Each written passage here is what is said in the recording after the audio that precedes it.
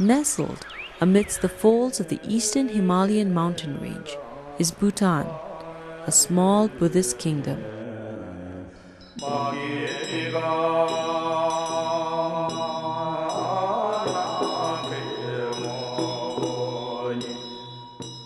Bhutan's landscape, its broad valleys and forested hillsides, provide a peaceful pastoral setting to a rich heritage and uniquely colorful and vibrant culture. Challenged by the growing pressures of modernization and urbanization, Bhutan follows an environmental strategy inspired by the Buddhist philosophy of the interconnectedness of all life. In Bhutan, people have been living in harmony with nature for centuries. For example, many mountains, rocks, lakes, rivers are even today worshipped. By giving it a religious and cultural touch, people started giving importance to it. So that is how we have been blessed with a very pristine environment. Water, the source of all life. The Bhutanese call it white gold. Cascading from the snow melt in the Himalayas. Nourishing the crops Bhutan's farmers will harvest and bring to market. And providing hydroelectricity, clean energy, and an important revenue source. Bhutan's vast forests are carefully managed to preserve this valuable natural resource.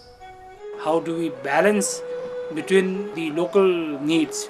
Farmers have to cook food and they have to use firewood. Farmers have to construct new houses. How do we ensure sustainability? So we decided that there must be a compromise, and we should call this strategy the middle path. So that we try to do and progress and develop our country to the best for the people of Bhutan with the least damage to the natural environment in Bhutan. We have an article dedicated to environmental protection in the Constitution. And one of the highlights of that article is Bhutan has to maintain 60% of the country under forest cover for all times to come. Biodiversity in all its wealth makes Bhutan one of the global hotspots for environmental conservation. The subtropical flora and fauna of the southern foothills change dramatically as the terrain rises steeply to the high alpine zone where nomadic yak herders have adapted to this harsh climate. Each year, thousands of guests fly into Paro Airport, one of the highest in the world, to venture into remote areas for bird watching and trekking through deep forests, sun-dappled meadows, and across breathtaking landscapes. They come to appreciate 46 species of rhododendron, exploding with color across the hillsides. This has all been so possible because of such wise and enlightened leaderships. The fourth king, His Majesty Jigme Singye Wangchuk, was an environmentalist at heart, and we're going to coronate our fifth king in 2008. He's a very keen wildlife photographer, and it is his political will and support which will keep Bhutan's natural environment intact. Bhutan has 24% of globally threatened bird species, and the Royal Society for the Protection of Nature is dedicated to protecting the black-necked crane. Traditionally, people have seen cranes coming in from the north and hovering, especially in Phobjikha, hovering down into the valley when they arrive and circle around the monastery and then land into the marsh. And from the religious and traditional or cultural point of view, there's a lot of significance there, because the black-necked cranes have always been referred to as something that is heavenly. An earthbound creature of seemingly mythological origins is Bhutan's national animal, the takin. It is believed to have been the product of a miracle performed in the 15th century by Lama Drukpa Khinle, the divine madman.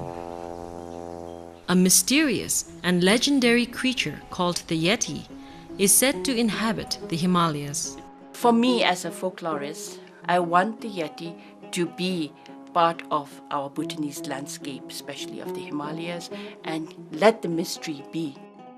I think some things can exist in the mind. We need every individual to realize the importance of conservation for Bhutan. So best way to explain to them is our ultimate goal is gross national happiness.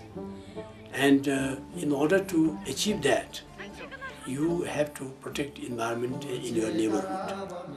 So that way, ultimate end will be we are trying to keep Bhutan green. Our aim is to keep Bhutan green for all time to come.